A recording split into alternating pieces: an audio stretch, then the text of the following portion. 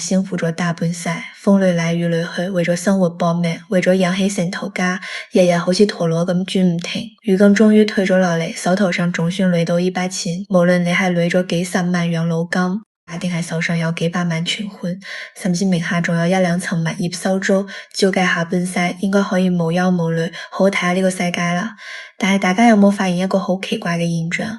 有啲老友記安安穩穩退咗休，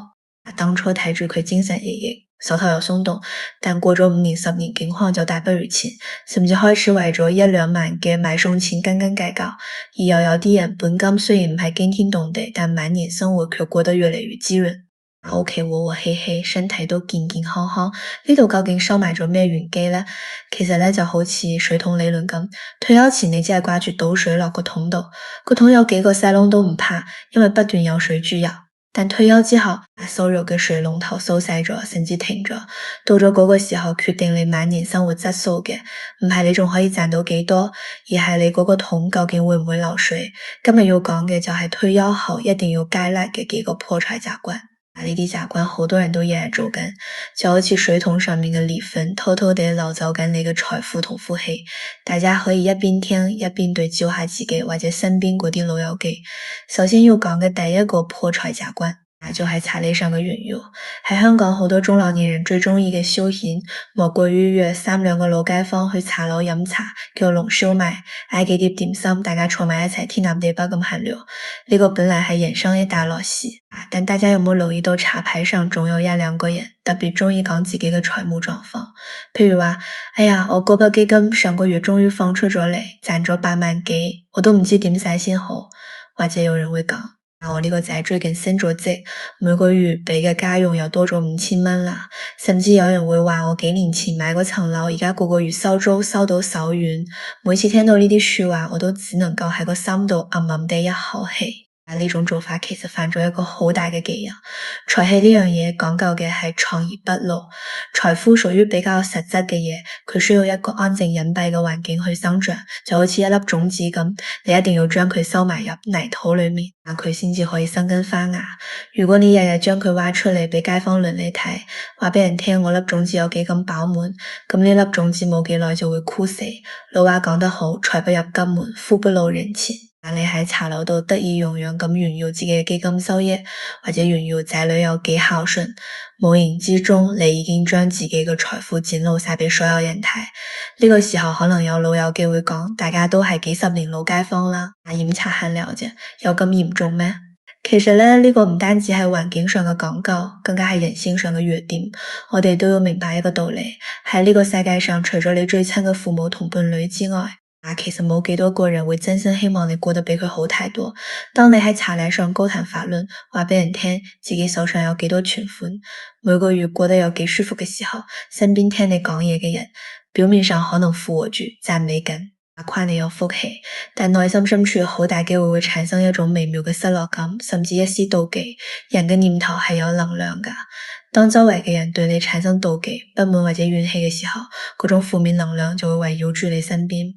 破壞你的守護氣場，令到你的財氣出現漏洞。現實生活裏面呢種例子比比皆是。曾經有一位退休工人性格好豪爽，平時去茶樓飲茶，成日爭住買單，成日同街坊吹㗎，自己投資股票賺咗幾多錢。結果過咗冇半年，麻煩就嚟啦。先喺茶牌上面有個舊相識，話自己個仔要重用開茶餐廳，時間就轉唔嚟，求佢借10萬蚊應急，講到聲淚俱下。搞到佢唔好意思拒絕，結果呢錢借出去3個月，嗰個所謂嘅朋友就人間蒸發，電話都打唔通，接住又有親戚知道咗佢嘅家底，揾上門嚟，話要買樓，首期仲爭少少，想借30萬，佢借又唔係，唔借又唔係，搞到成家人關係好緊張，仲慘嘅係，因為佢喺茶樓漏咗財，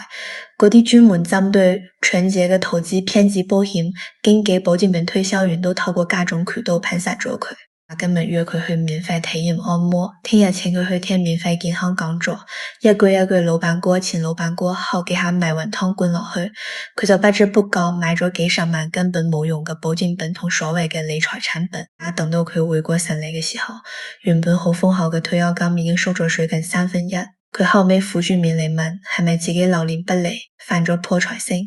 其實問題出喺邊度呢？就係佢親手將自己嘅財富大門打開咗。邀請人哋入嚟攞茶牌上每一次張住埋單，每一次原油都係喺度揪嘢是非。如果佢從開始就可以保持低調，人哋又點會知佢有錢冇錢，又點會將宣盤打喺佢頭上呢？所以各位老友記，退休後要學習嘅第一件事就係守住把口，守住口就守得住是非，守得住財富。真正有富氣有智慧嘅人喺茶樓度往往係最低調嗰一個，着住最可數嘅衫，飲住最普通嘅茶。聽人哋吹緊嗰陣時，只係笑笑口，點點頭，從不插嘴，從不攀比。記住要講嘅第二個破財習慣，同我哋每個人嘅生活更加息息相關，就係家居囤積雜物。呢種情況喺春節群體裏面非常普遍，甚至10個人有8個都會犯。大家都知居住環境普遍比較驚人，幾十平方米嘅面積要容納全家幾口人，真係寸土尺金。喺呢種環境之下，好多春節因為經歷過物質計劃法嘅年代，形成咗極度節能，甚至唔捨得抌嘢嘅習慣，總係覺得抌咗可惜，留低又冇用。譬如話去超市買餸攞返嚟嘅膠袋，一定要裝起嚟塞喺廚房嘅角落。不知不覺就為咗幾百個快餐店送嘅即棄餐具紙巾，又收集咗一大堆過期嘅報紙雜誌唔捨得賣，一大堆喺窗邊角落捉夠咗嘅衫褲鞋帶唔捨得抌，甚至連幾年前買電器留低嗰啲紙箱發泡膠都塞喺衣櫃頂或者床下底，門口堆滿晒各種尺寸嘅鞋，走廊都堆滿柴米油鹽呢啲日用品。好多老友記覺得呢個係勤勞持家係飾物，但係從居住環境嘅角度嚟睇，呢個卡帕係典型嘅失傳跡象。一個住宅氣場好唔好，最關鍵嘅因由就係氣嘅流通。宅院裏面嘅氣就好似人身體裏面嘅血液一樣，一定要保持通暢。一個家庭入面有2個地方直接決定財富嘅進出，第一個就係大門口，呢個係納氣之後，亦都係製造良好磁場嘅第一道關卡。第二個就係廚房，主管全家人嘅食力同財富積累。試諗下，如果大門口堆滿晒雜物，空氣又點可以順暢流動呢？喺環境學上，呢個叫財氣不入，門口日日被各種購物散發出嘅混雜氣場堵塞住，新鮮嘅能量入唔到嚟，舊嘅能量出唔到去。呢個叫晦氣入宅。至於廚房，如果你個爐頭旁邊堆滿過期嘅食物，洗碗盤下面塞滿膠袋，或者操作台上面擺住壞咗嘅電飯煲，咁就相當於你嘅財富積累受到咗阻礙。入廚房見到嘅係一片凌亂，聞到嘅係霉味，好心情都冇晒啦，仲講咩留住財富呢？如果雜物堆積如山，空氣唔流通，光線被遮擋，成個空間嘅磁場就會變得沉悶陰暗。喺呢種環境度堆得耐人嘅氣場都會變得好窄，死氣沉沉。有老友記可能會反咗話，我都咁樣住咗幾十年啦，一直都冇咩大事發生喎。其實呢個係一個溫水煮青蛙嘅過程，磁場對人嘅影響係潛移默化、長年累月嘅。我曾經遇過一對退休夫婦，2個人嘅退休金加起上嚟其實唔少，但太太有個好大嘅習慣，就係中意攤平亂咁執嘢返屋企。只要見到路邊有人抌棄嘅酒家、小白瓷就一定要執返嚟。我到佢哋屋企一開門，嗰道門只能夠打開一半，因為門後面堆咗3架買餸車同埋一堆廢紙箱。玄關個鞋櫃上面密密麻麻咁擺住幾十對鞋，散發出一陣難聞嘅氣味。露台本來係極好嘅納氣口，亦都俾人堆滿晒用過嘅花盆舊椅同埋一大袋舊報紙，光線被堵到密密實實。越光越白，都要開燈。嗰位太太愁容滿面咁話：你幫我睇下，點解我哋屋企呢幾年成日都儲唔到錢？我同老公都唔追求名牌，但係啲錢就係無端端使走咗，而且老公身體又成日出狀況，有關節炎，仲有慢性支氣管炎，每個月都要睇醫生，淨係醫藥費就要使唔少。奇怪嘅係，佢自己都承認屋企成日發生啲小意外，舊年1年就跌低咗3次，最嚴重嗰次仲係半夜起身。因為走廊堆滿嘢，俾嘢坑到腳，直接跌到骨折，住院使咗10幾萬。我同佢講，你屋企嘅雜物就係你最大嘅破財源頭。首先雜物塞住大門口，財氣就入唔到嚟；其次冇新鮮空氣同陽光，陰氣就會積聚。人長期住喺空氣唔流通嘅環境裏面，身體免疫力自然會下降，所以你身上啲慢性病先會一直都好唔返。再者玄關堆滿鞋，出入都 k 下。人嘅情緒就會變得煩躁，你半夜被嘢坑到受傷，表面係意外，實際上係環境提醒緊你需要清理啦。佢聽完之後恍然大悟，花咗1個禮拜嘅時間，將嗰啲堆咗10幾年嘅冇用雜物全部清理晒。把购包机卖晒佢，烂膠袋抌晒佢，露台都打掃得乾乾淨淨，露出咗好耐冇見嘅陽光。講起上嚟真係轉機。清理乾淨之後，佢話感覺連呼吸都順暢咗，心情好咗，先生嗰啲咳都慢慢好轉。最關鍵係屋企再冇發生過被嘢搶到嘅意外，所以各位老友記，大家不妨環顧下自己屋企，大門口、露台同廚房有冇堆滿幾年都冇用過嘅嘢？如果有，不妨預手清理下。唔好當呢個係做家務，就當係幫自己嘅晚運做一次深度調理。第三個破財習慣就係貪念一體，錢財盡殺。講得通俗啲就係退休後因為焦慮或者貪小便宜，而陷入各種投資騙局或者冇底線嘅消費行為。人喺壯年嘅時候處於向外衝嘅階段，你去投資去冒險就算失敗，因為仲有大把時間同體力，隨時可以東山再起。但係退休之後，運勢係向住修成同安靜嘅方向走噶。呢個時候最忌男生浮氣粗，妄想透過冒險去令財富翻倍。而家資訊極度爆炸，好多老友記退休之後望住銀行嗰啲叮咁多利息，再望住日日上漲嘅物價，個心難免會產生焦慮，擔心自己啲錢會越嚟越唔見晒。喺呢種焦慮嘅驅使之下，人嘅定力就會減弱，而社會上嗰啲不法分子就特別擅長利用搶劫呢種又想保值又想賺快錢嘅心理，刺激出五花八門嘅騙局。譬如最近幾年特別猖獗嘅虛擬貨幣投資、黃金期貨交易，仲有所謂嘅海外樓盤、高息債券等等，嗰班騙子好多係打住高科技、國家趨勢或者腦部高回報嘅旗號，透過社交軟件群組，日日對叫你一聲大佬，聽日叫你一聲阿姨，表現到好似親生仔女咁孝順。一旦起咗貪念，佢嘅理智就會被人瞬間蒙蔽。貪念係一種好強嘅負面能量，會將你啲好運全部吸走，令你嘅精神磁場變得混亂，最終導致決策失誤。曾經有一位退休教師，手頭上有筆好可觀嘅積蓄，平時好注重養生，亦都係一位有文化、自認為唔會受騙嘅人。但佢前嗰排喺社交媒體上面俾人拉咗入一個所謂嘅投資交流群組，群組入面有一位所謂嘅導師日日分析市場，仲有一班人日日貼啲截圖出嚟，話自己跟住導師買今日賺幾萬，聽日賺10幾萬。佢最初只係旁觀，但睇咗幾個月，眼見人哋日日發財，內心嘅貪念同焦慮就慢慢改過咗理智，諗住跟住小試一下應該冇問題啩。於是佢投入咗5萬，結果唔使3日，戶口上面顯示賺咗1萬幾，而且呢筆盈利仲順利提取咗出嚟。呢一下佢徹底放低晒戒心。呢個時候導師私下同佢講，話即刻有一個內部項目，預期有3倍回報，但門路比較高，需要時步資金50萬。佢猶豫咗好耐，最後都係將自己嗰份退休金同定期存款全部拎晒出嚟，搣到夠60萬掟咗落去。結果可想而知，錢一打過後，嗰個所謂嘅投資群組就解散咗。導師都消失得無影無蹤，近60萬佢準備用嚟安度晚年嘅血汗錢，就咁短短幾日化為烏有。佢落魄咁搵到人傾訴，話自己讀咗咁多年書，點解仲會犯呢種低級嘅錯誤？其實呢個同讀書幾多冇關係，呢個就係人性嘅弱點。你本應安享晚年，保持內心平靜，但你一見到人哋喺度賺錢就心動，起咗貪念。呢個貪念一詞就叫亂咗心。騙子就係睇準咗你呢粒蠢蠢欲動嘅心。如果佢從一開始就可以安守本分，明白天下冇免費午餐嘅道理，佢嘅財富又點會憑空消失啦？除咗呢種金融騙局，生活入面另一種慢性嘅破財習慣就係盲目購買高價保健品。好多人被嗰啲所謂嘅健康中心用送雞蛋、送麵粉、免費按摩嘅方法吸引咗過後，然後嗰啲推銷員就利用搶劫、怕病、怕拖累仔女嘅心理，極力誇大某啲產品嘅功效，將成本幾十蚊嘅嘢賣到幾萬蚊。各位老友記，身體健康確實好重要，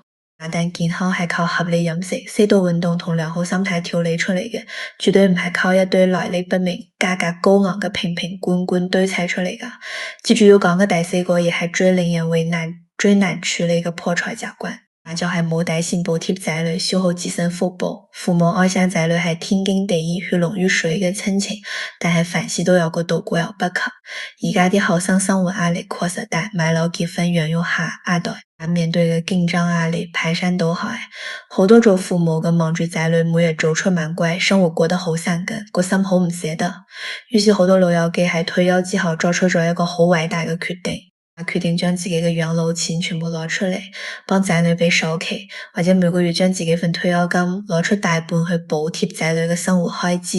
甚至包括啲孙仔孙女读昂贵学校嘅学费。有啲父母甚至觉得自己咁样做系全心全意为家庭付出，系接紧家福。但系从长远嘅角度嚟睇，呢种冇底线嘅付出，好多时候会带来意想不到嘅破财结果，甚至会削弱两代人嘅关系。首先从仔女嘅角度睇，古语有云。生于忧患，死于安乐。一个后生仔喺社會上立足，一定要經歷屬於自己嘅挫折、挑戰同磨礪。如果做父母嘅就好似一棵大樹咁，將所有風雨都遮擋晒，將所有壓力都攬晒上身。咁喺無形之中，其實就剝奪咗仔女積累自身福報嘅機會。當仔女習慣咗有父母做後路，淨係識向父母索取嘅時候，佢哋獨立奮鬥嘅志氣就會慢慢退化。呢個就相當於父母用自己嘅福氣代替咗仔女嘅成長，導致佢哋失去咗開拓自己財富嘅能力。其次，從父母自身嘅角度嚟睇，退休金同養老存款係你喺晚年生活裡面最重要嘅一道安全屏障。老話講，人無遠慮，必有近憂。隨住年紀增值，眼上最大嘅變數就係健康。如果你將所有積蓄都傾注喺仔女身上，自己手上冇足夠嘅現金流，一旦遇到突發重病或者需要長期照顧嘅情況，你就會變得好被動。到時你唔單止要承受身體嘅痛苦，仲要被迫向仔女伸手攞錢。喺現今社會，仔女自己都有家庭、有樓有供、有工作壓力，佢哋就算想孝順，都可能會係心有餘而力不足。呢種財務上嘅困境，好多時候會直接導致家庭矛盾爆發，令原本好和睦嘅關係出現裂痕。呢個就係父母喺財務上失去自己嘅位置，從而導致成個家庭嘅氣場失衡。曾經有一位客戶早年喺大機構做管理，退休後手上有100萬存款，個仔要結婚，女方要求一定要有樓，佢心痛個仔一咬牙就將150萬全數拎咗出嚟，幫個仔俾晒首期，自己只係留返50萬傍身。結果個仔成家之後搬咗出去住新鋪，又成日投訴開支大，好少俾家用。佢反而要每個月攞自己嗰份微薄嘅退休金去補貼個仔屋企買奶粉、交補習費。過咗5年，佢手上嗰50萬因為日常開銷同睇病買藥，慢慢只係剩返幾萬蚊。前年佢查出要做一個小手術，雖然可以去公立醫院排期，但要等好耐，而且痛到好難忍。醫生建議去私家醫院，費用大概有700萬。佢手頭好緊，唔好意思開口問個仔攞錢。結果呢，新抱喺電話度埋怨，話呢排公司效益差，興趣班又要交錢，根本攞唔出閒錢嚟。雖然最後東拼西湊，總算將手術費搣到齊，但言語之中流露出嘅無奈同冷淡，令佢喺病床上流低咗傷心嘅眼淚。佢唔明白自己將畢生嘅積蓄都俾咗個仔到頭嚟，自己睇個病就好似做錯事咁。我同佢講，你作為媽媽，你嘅愛係偉大嘅，但你嘅財務方式卻係糊塗嘅。你將自己個水桶倒到一滴都冇剩，全部俾咗個仔你，以為呢個係愛，但係你唔記得咗佢哋都要學識自己去打水。同時你都觸碰咗自己生存嘅底線。當你自己需要錢去對抗疾病嘅時候，反而成為咗一種道德同經濟上嘅雙重負擔。所以各位老友記，退休之後對待仔女要學習一種有邊界嘅愛。幫助仔女應該秉持救急不救窮嘅原則，仔女重用病咗或者遇到重大人生變故，我哋作為家庭嘅後盾應該要支持。但對於日常嘅生活，享受買樓、高消費、教育呢啲，一定要俾佢哋自己學識承擔。守住你份養老金，就係守住你晚年嘅尊嚴，亦都係對減輕仔女未來負擔嘅最好方法。當你自己手頭鬆動、身體健康，唔需要向仔女伸手嘅時候，你喺家庭裏面嘅氣場先至係穩固嘅，仔女對你嘅尊重都會多一分，成個家庭嘅風水磁場先至會健康無害。講到呢度，退休後嘅4個主要破財習慣就全部講完啦。我哋不妨嚟做個簡單回顧。第一個係查牌上嘅運用，因為冇遮攔導致財氣外泄、晝夜是非。第二個習慣係家居囤積雜物，導致納氣後被盜煞、積聚晦氣，既損財又傷身。第三個習慣係貪零一錢，因為焦慮同貪小便宜都有各種投資理財嘅偏局。第四個習慣係冇底線補貼仔女，因為缺乏財務邊界，削弱咗仔女自身嘅福運，亦都令自己失去晚年嘅保障。各位老友記，呢4個習慣睇落好似係日常生活裡面嘅細枝末節，但如果仔細觀察，佢哋就好似木桶上面嘅4條裂縫。那个木桶有几大，可以装到几多财富，只要你一有呢啲裂缝，你嘅财富同福报就会喺不知不觉之中流到一干二净。真正嘅福气唔系求神拜佛求翻嚟嘅，而系透过我哋每日觉察自己嘅行为，改甩呢啲习惯，慢慢收出嚟嘅。退休係人生最美好嘅一段時光，你除低咗養育仔女嘅重擔，終於有時間做翻自己。喺呢個階段，我哋要做嘅唔係同旁人攀比邊個更有錢，亦都唔係同命運鬥氣。我哋要做嘅係修心養性，守住自己嘅財富，調理好自己嘅家居環境，保護好自己嘅身體，好好享受同家人之間嗰種恰到好處、溫和有度嘅親情。願各位聽到呢度嘅老友記，由今日開始都可以改甩呢啲破財嘅習慣，等自己嘅晚年生活好似秋天嘅麥田一樣，金山山、層甸甸，裝滿福氣、財富同安寧。如果你覺得今日講嘅有幾分道理，不妨花少少時間回想下自己嘅日常，睇下有冇可以調整嘅地方，亦都歡迎將呢啲經驗分享俾身邊嘅朋友，我哋一齊修好呢粒心，守好呢份福。